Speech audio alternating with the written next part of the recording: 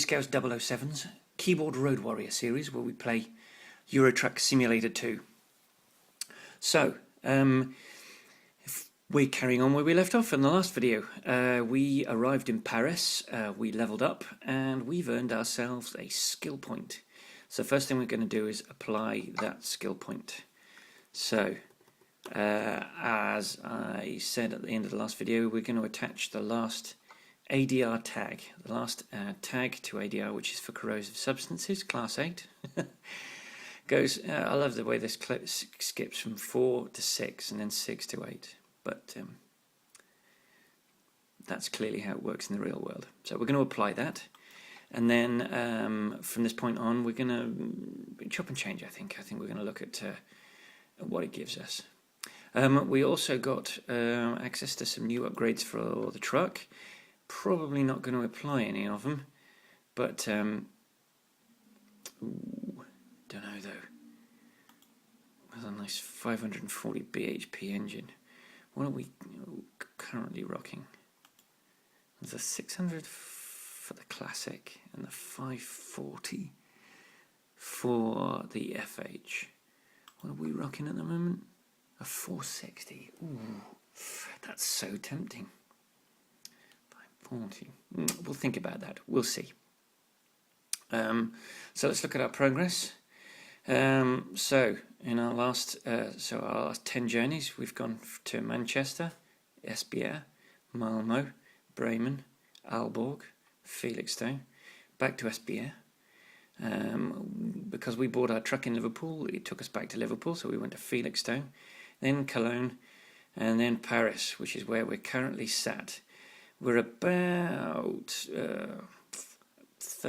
almost a third of the way to level 7.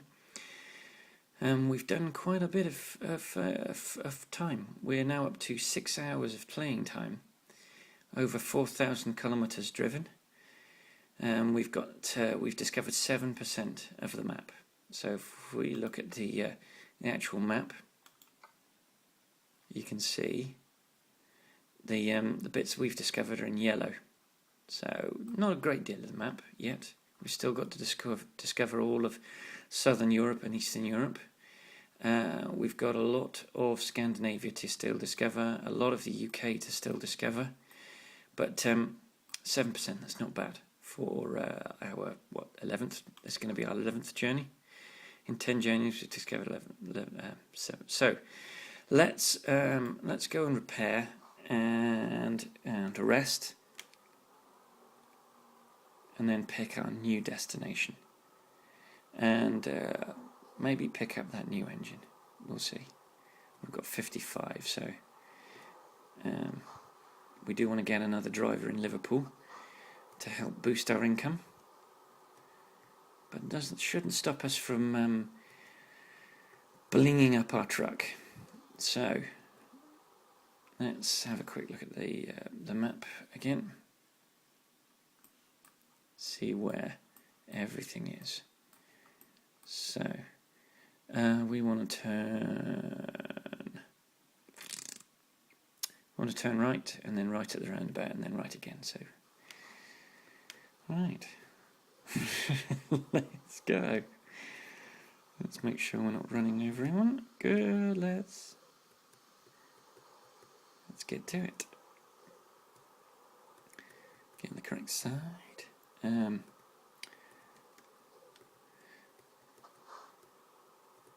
So one thing I love about this game is it gives you time to contemplate, to think. It gives you time to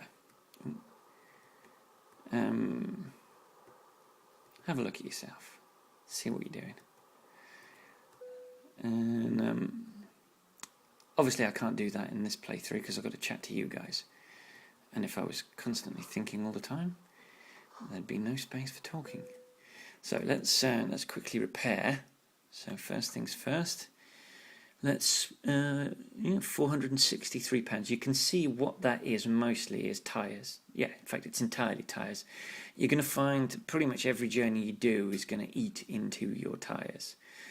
We don't have to do this. but I like the track to be 100%. So let's have a look at those upgrades again. So we can't upgrade the cab yet, but we will do that. We can't upgrade the chassis, but we will do that. But we can upgrade the engine. So we can get the Euro 6, a measly 460 bhp, which is exactly what we've got with our Euro 5. So let's rock a 540 bhp. That's going to cost us 12,000. That's okay. You can see actually the engines for this particular model. We have to get the top engine, which I think is the 700. You have to be level 16. But we're gonna stick with the 540. We're gonna pay our 12 grand. That'll give us more hauling. I did mention that I was going to custom colour. I don't quite know how to do it yet. Until I do, kind of I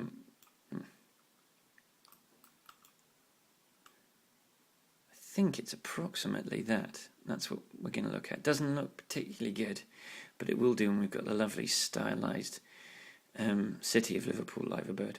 But we'll do that on a template rather than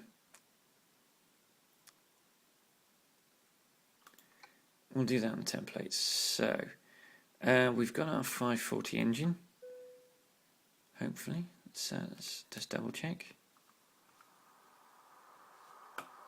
There's our lovely 540 badge to tell us that we're rocking a 540 engine. We've got the FH16 because we've gone up. If you remember, our lorry didn't have the 16 logo. We've gone up engine size, and that's given us the FH16 logo because you also saw the grille change. It went from black to chrome. That also tells you that it's an FH16.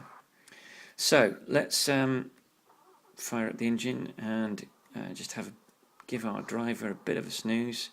It does mean that we're going to be driving the first part of our journey at night. That can't be helped. Ooh, we've got some money from John, £400. We're going to need to more than double our income. We're going to spend 80,000 on our next lorry. We want to make sure that we've got at least 100,000 in the bank before we do that. So, let's pick a journey. Let's pick a load. I hope what we're going to try and do is pick a different destination every time. No, we're not going to SBO. We've been there twice. And all it wants us to do is go to SBO. Strasbourg. We haven't been to Strasbourg. It's not as much as SBO, which is sad. But that's okay. We haven't been to Strasbourg, so we'll go to Strasbourg. Let's turn our lights on. Let's back out of here. Let's head to the depot so we can pick our load up. It's I tell you what I've noticed in myself while playing this game. Gosh, I didn't even look there. That was very bad. I was relying on no one crashing into me there. That's better. What I've noticed is I've started paying a lot more attention to the lorries on the road. Now, unfortunately for me, I'm in New Zealand, where European lorries aren't really that populous. There are Scanias out there, and there are Volvos out there. In fact, I think there are more Volvos because I think Volvo's got a greater footprint in Asia. And Volvo seems to have taken that seriously. And New Zealand tends to get its vehicles from Asia. If you look at the cars being driven, including the car I own an old 19... Oh, I've discovered a recruitment agency. Do you know, I didn't even check the map. I've discovered a recruitment agency, which is right there. So that's the only discoverable we've got in Paris. Sorry, yes, I've got an old 1992 Nissan Bluebird, but it was originally for the Japanese market, and there's lots of Japanese text all over it on the sun visor. The interior of the vehicle's got Japanese markings all over it, primarily because it's cheaper for New Zealanders to buy nearly new second-hand cars from the Japanese market, because in Japan they go through cars very quickly. It's much cheaper to buy a brand new car and keep that going than it is to. I think this is our load. Whoops, I've overshot the entrance. Then yes, the problem Japan's got is it's such a densely packed country, particularly the big cities like Tokyo, that you have to actually prove that you can park the thing before you can buy it. So they have inspectors come around and measure out your parking space, determine you actually own that space, and then they give you the permission to go ahead and buy the car, which I find utterly bonkers. This is primarily why you'll find Japanese cars are tiny little boxy things where they're maximising the amount of space as much as possible, so that every corner of the vehicle is used, so that you're not losing space in your parking area.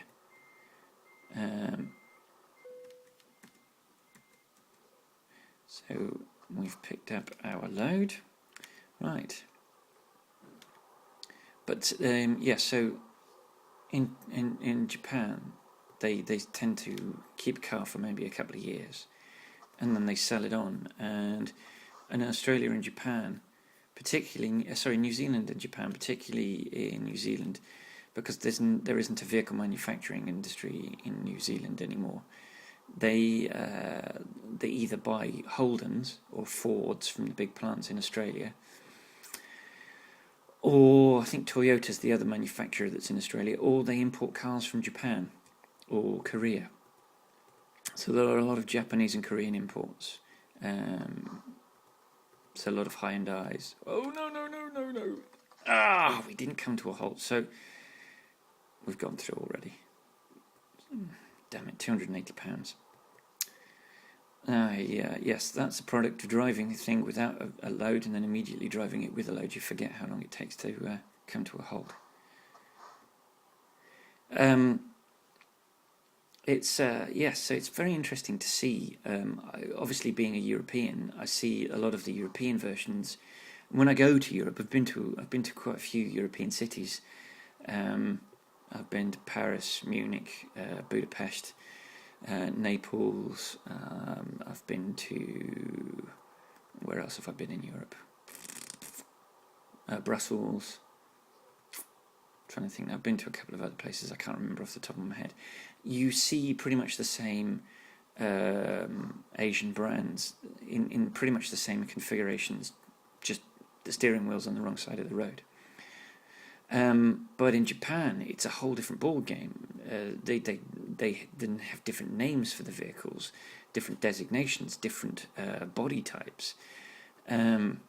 It's a significantly smaller landmass than the UK and Japan, but they are almost double the population. It's very, very densely packed as a nation, and so they can afford to spend a lot of money. They can have more brands. They've got to appeal to a larger number of people in a smaller area, and so the way they do that is a wider range of brands. They can afford to do it. And so it's curious to see what I call a Mazda 323 called a Mazda Familia, because that's what they seem to have called it in Japan, which I find bonkers. But let's change the map so that we've got the view for us. But that's the way it is. That's the way they deal. That's the way they develop. They have a much larger range of vehicles with different body shapes, possibly sitting on the same basic chassis. Because people buy new cars more frequently, they can afford, and in a sense they have to change the body styles more frequently. And I think this is one of the reasons why Japanese manufacturers have plants in Europe. That way for those plants, they don't have to keep changing. They pick a body style that they're going to market in Europe, and they don't have to change it for a couple of years. So we'll keep that ticket.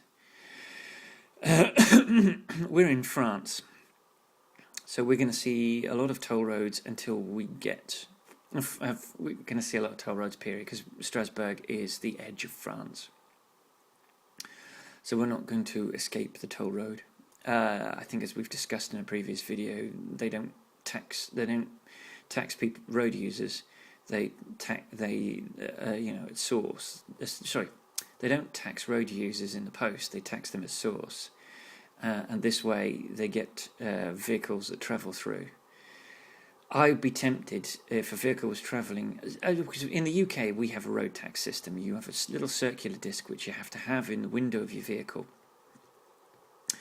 I would force HGV lorries from abroad to apply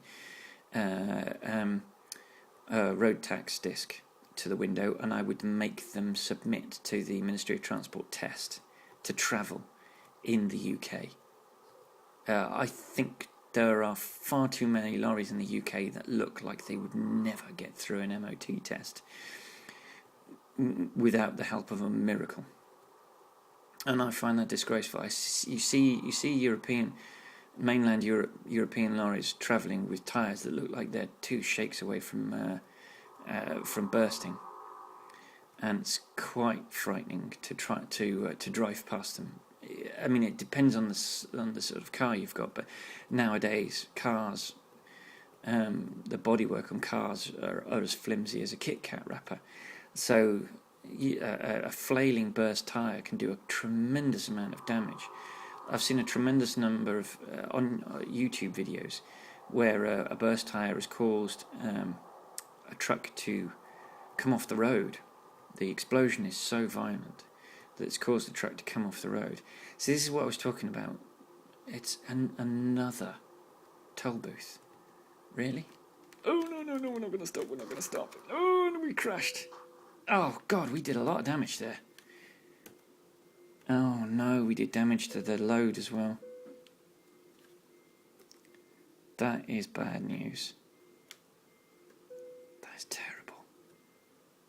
That is how not to do it, guys. We're going to spend a lot of our budget repairing.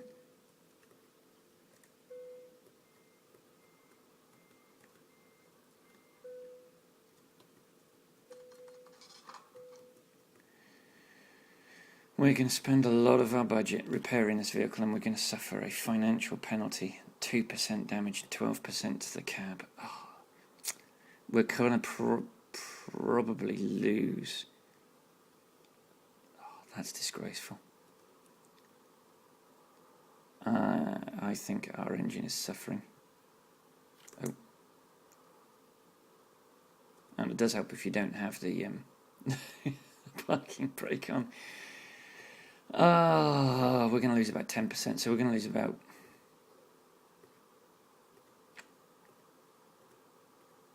No, it's going to be more than that.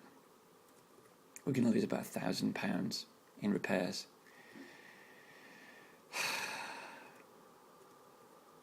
This is why you concentrate on when you're playing this game, because it's as much fun as you can play it. As I said in the last game, you can play it like Killer Quack, and you can just drive headlong at everything.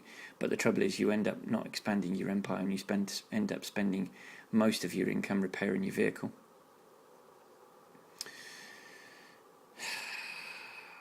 Our brand new engine. We've damaged our brand new engine.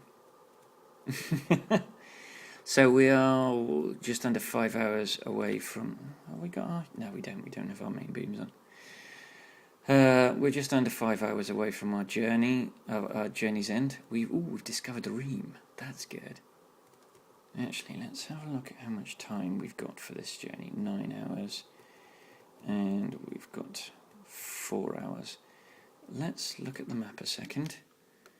There's a discoverable. Yep, let's go in, let's get that discoverable. And let's discover Ream.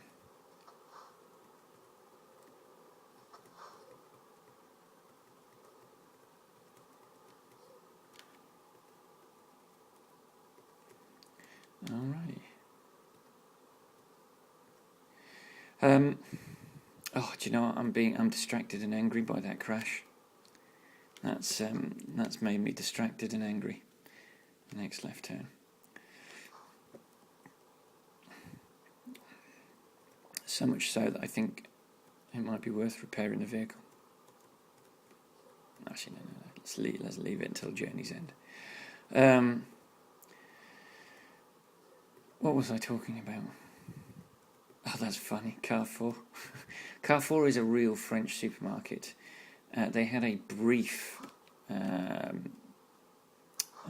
dabble in the British supermarket market, which wasn't particularly successful. There we go. Recruitment agency. Excellent. That gives us a greater driver at JobNet. That's quite funny. It gives us a greater number of drivers to pick from when we're picking our fellow driver for John. So,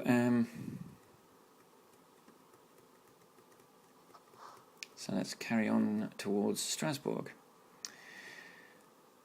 That was good. We picked up an extra city. I like that. I like expanding our awareness of the map. It's always good.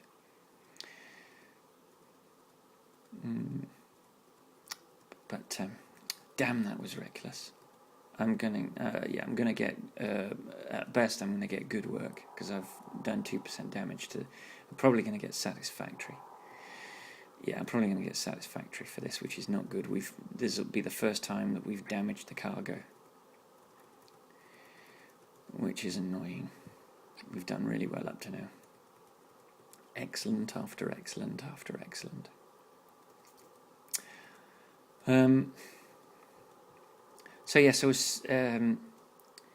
Normally I play this game. When I play this game and I'm not filming for you guys, I tend to stick the radio on, or I stick a podcast on, or a long YouTube video, and I have that on in the background, and that helps me to sort of helps me to while away the hours. So I'm getting a fantastic. Let's slow down just a little bit. Oh no, that's got to be careful. That's the one thing. All of the vehicles have this kind of annoying, unrealistic tint to the side windows, and actually, it's probably not a tint. Actually, on reflection, it's probably not a tint. On reflection, it's possibly a result of not having any lights. But the other thing is, because I'm running this on a low-end laptop, I can't actually whack the AI traffic headlights up. There's an option in the graphics menu to extend the reach of the AI lights, make them brighter, and also when you if you drive cars. If you're not too young to drive cars, you'll know that sometimes driving at night is actually safer because you can see oncoming traffic, because their headlamps give this kind of early warning that oncoming traffic is on its way to you. And then you have this lovely little ballet where each of you flicks off your high beam, flicks it down to main beam. Which is a fantastic way. It's the best way of discovering oncoming traffic. It's also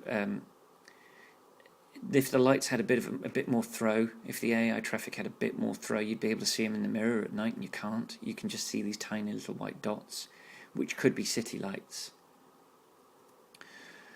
That's warbling all over the place because I'm checking the time. That obviously is annoying, but I don't want to compromise the smoothness of the game. Obviously, every bit of graphical fidelity that I apply means that the game will stutter a little, and you'll notice if you've watched enough of these games that I do get the occasional stutter where the frame just halts for a second. I can put up with that because I know because A, I'm surprised the damn game's playing at all, and B, it doesn't really distract me from the game. I mean, it kicks down the fourth wall a little bit, but not enough that I don't enjoy playing the game anymore. So I can kind of put up with it for the sake of being able... Ooh, I nearly crashed that. Genuinely lucky that the guy behind me was far enough behind me. Oh, I've moved the camera. Genuinely lucky that the guy behind me was far enough that he could stick the anchors on. And so that's what happens when you put the lorry on cruise control and take a sip of tea, is you stop commentating, you move the camera, and you start drifting into traffic and into bollards on the other side of the road when you try... Sorry, didn't mean to hit you.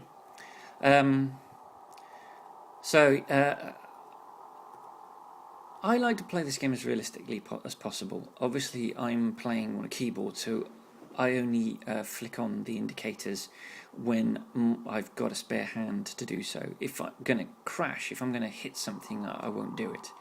Because there's realism, and then there's realism for the sake of it.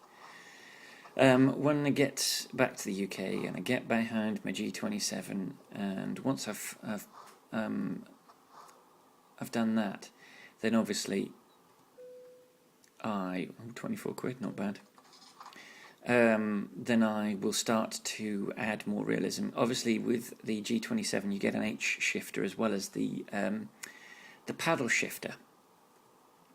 I will almost certainly use the paddle shifter for the indicators. It's where I'm used to the indicators being, so I'll probably do that.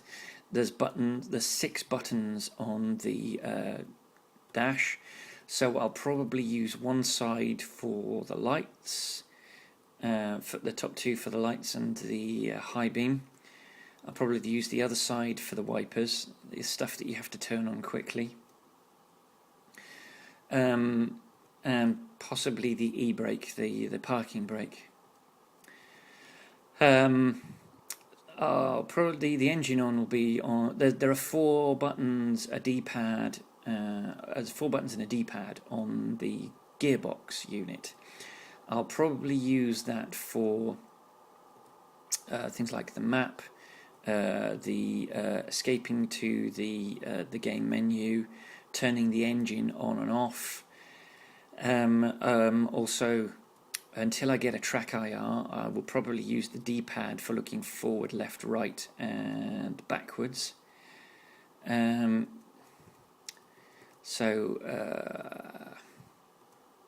think hazards will be the other button on the gearbox, because it's not a button that you have to have on the steering wheel. I want stuff that I have to use while I'm driving.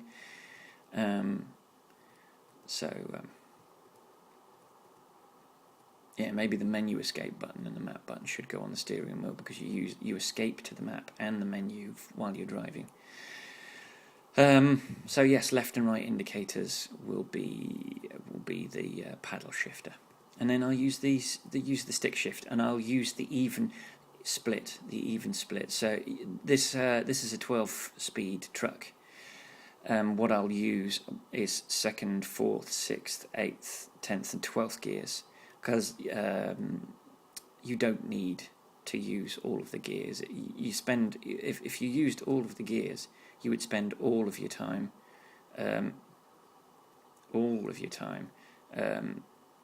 changing gear. You'd be continuously changing gear, and you don't need to do that. There's a Mini. I like that they've got recognised vehicles like Minis and BMWs and Volvos. I like that you've got current contemporary traffic, not sort of generic could be anything cars, but contemporary traffic, so that you feel like you're driving in the real world. I think that's a Citroen right there. They've got Volkswagen Golfs. I think that's a C4. Ooh, hello. That's right, mate. You just come in. Another example of poor AI decision making. but you know, it'll pop out, it'll drive really slowly, long enough to annoy you, and then it'll suddenly pick up speed and rocket away from you. You'll see this guy that just pulled in front of us. There he is. He's now pulled past us, which is annoying. One of the things I've noticed, they've added a couple of, and since I've bought the game, they've added a couple of things. They've added the just before I bought it, they added the FH16, which is the vehicle I'm currently driving, which is just my favourite. It's absolutely sexy as hell. With a 1.8 patch that they released earlier this week, they added a slight addition to the Scania range. It's just the Streamline, which is just it's more of a skin pack than an actual additional lorry. It's not like the FH16. FH16 was completely different shape with a completely different range of engines, completely different cab designs.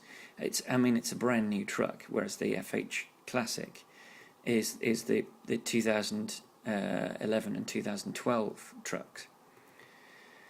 So I'm not as impressed with the Scania Streamline as I was with the FH16, but I would love to see them, like there's a brand new Iveco Highway. I'd like to see them stick that in their map.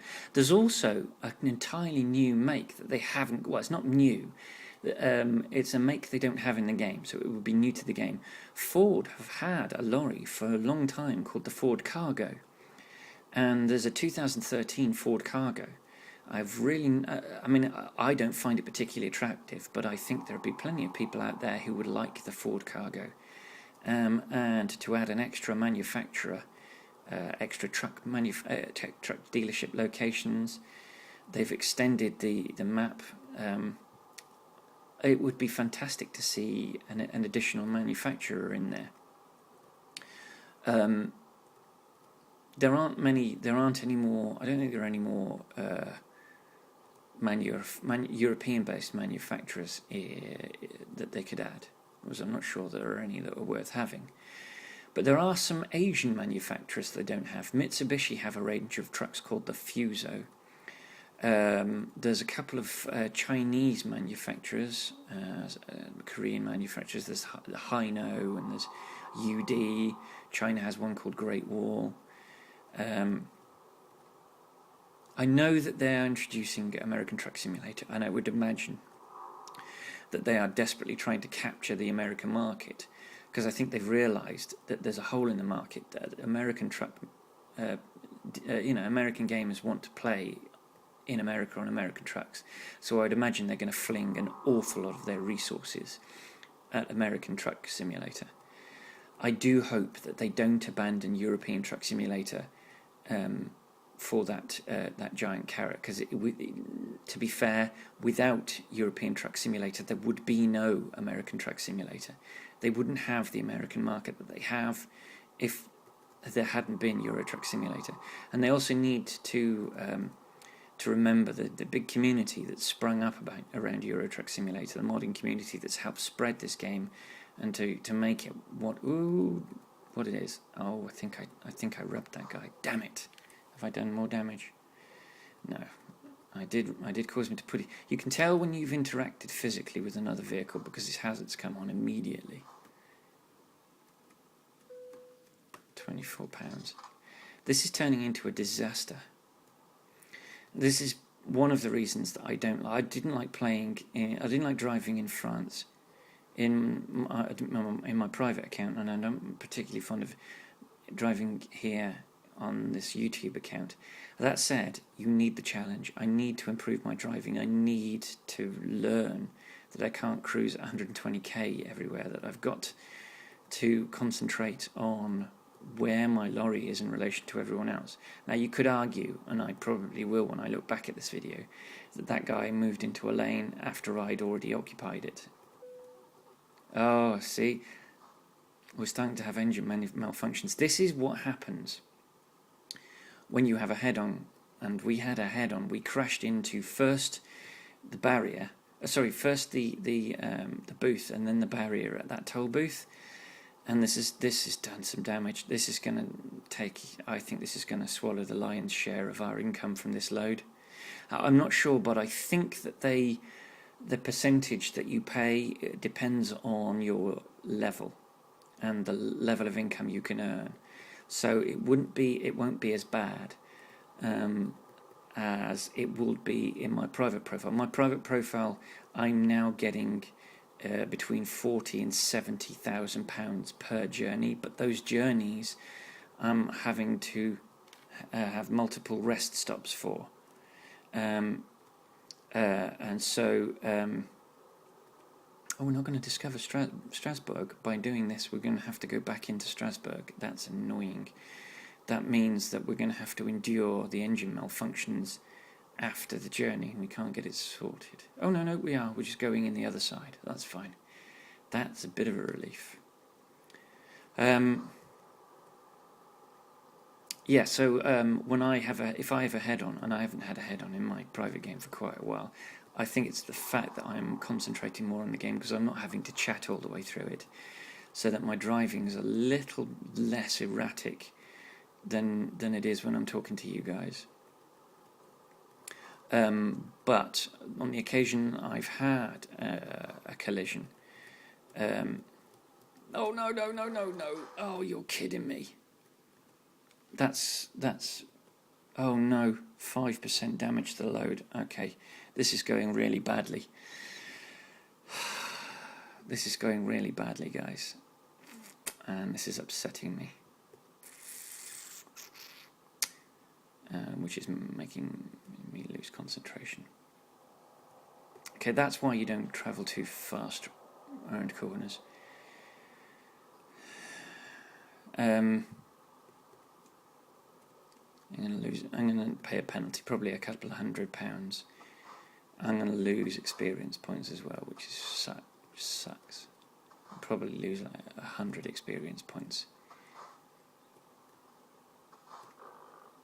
Oh, you can hear they've put in noises to let you know that your engine's not happy. That's distressing. Right, let's go down to...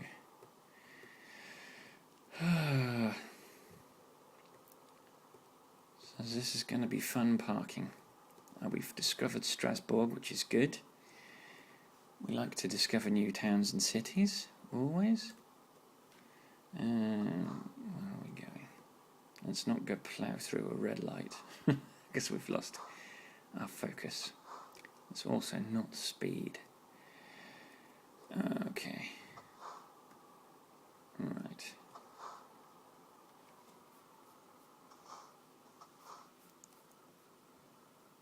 There's nothing coming in that direction, but there is stuff. And we should be alright after this guy.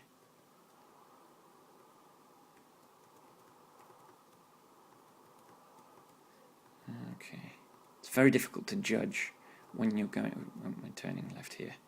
It's very difficult to judge where your trailer is on this game at night, because there isn't really a great deal of rear illumination. You get the little lights. I think you get more help on higher graphical fidelity, but obviously we're working with what we've got, and what we've got is a low-end laptop that we're lucky to be able to play the game on, so I'm not going to complain. We're not going to give up. We're not going to give up. We're going to try and get this parked. It doesn't like that at all, does it? Right.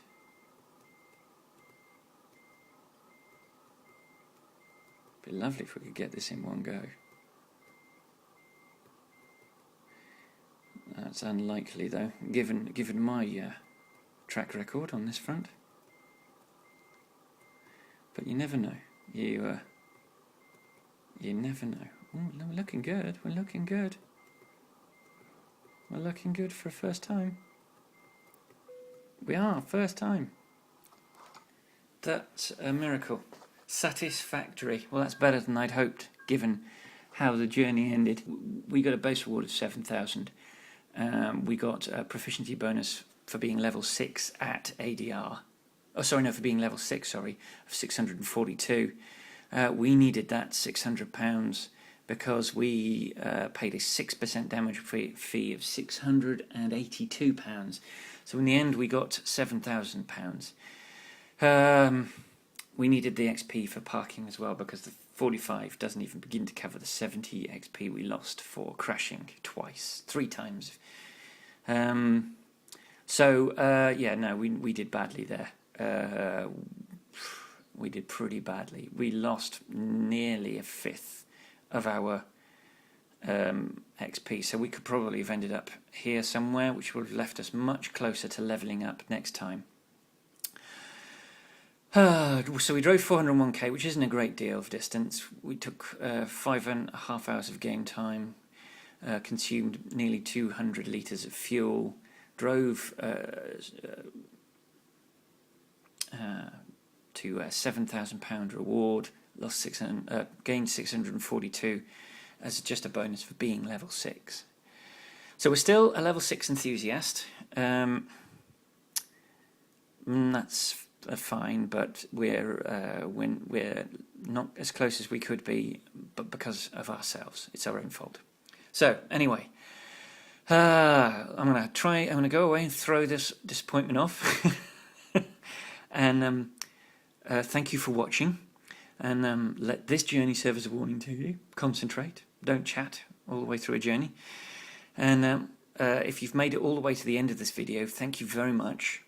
And I'll see you in the next one, and I'll see you on the road. Bye bye.